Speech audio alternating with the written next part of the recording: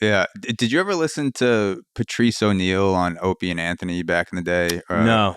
So you know Patrice O'Neal, Yes. so I'm paraphrasing, but he says something as a comic. He says that true comedy is making half of the audience think something's hilarious and then mortifying the other half of the audience. And that if something's truly funny to you, a lot of times there is that tension there. And to him that was I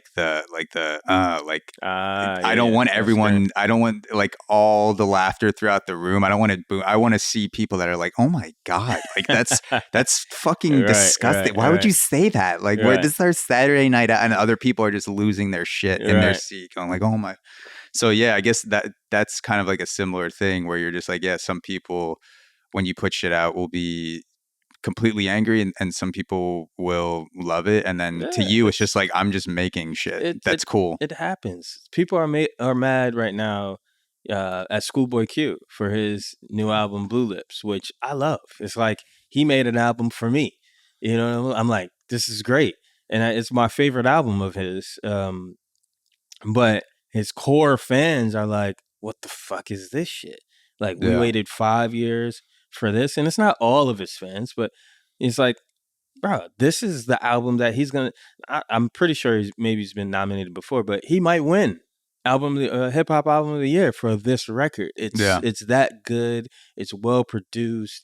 It's it's mixed amazingly. Like he raps super dope on it. Like, but people want to hear this certain sound all the time, and they don't expect artists to grow and be bored with doing the same thing over and over again. Like, who wants to make the same album over and over and do the same thing, make the same art? Or you have to evolve, in my opinion. Yeah, I think it's getting tougher and tougher to do that, especially if you're not already established, because the algorithm wants you to just hammer the shit on your channel that people are into. And then there's a punishment.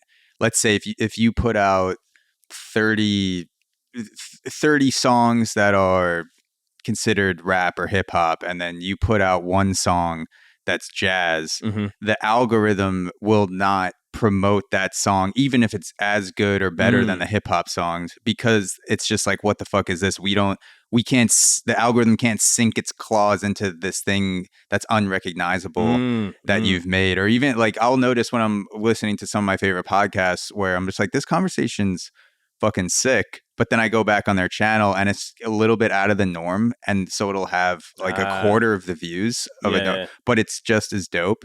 So I hope that there's some sort of shift in the future where it's not like just this all-seeing algorithm that's determining what people find and what people don't, but that there's some sort of semblance of the analog of walking into a store and going through CDs and looking at albums and being like, oh, this looks dope.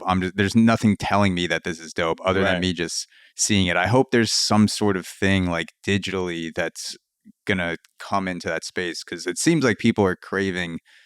Like, I hear people all the time be like, the last, I don't remember the last time I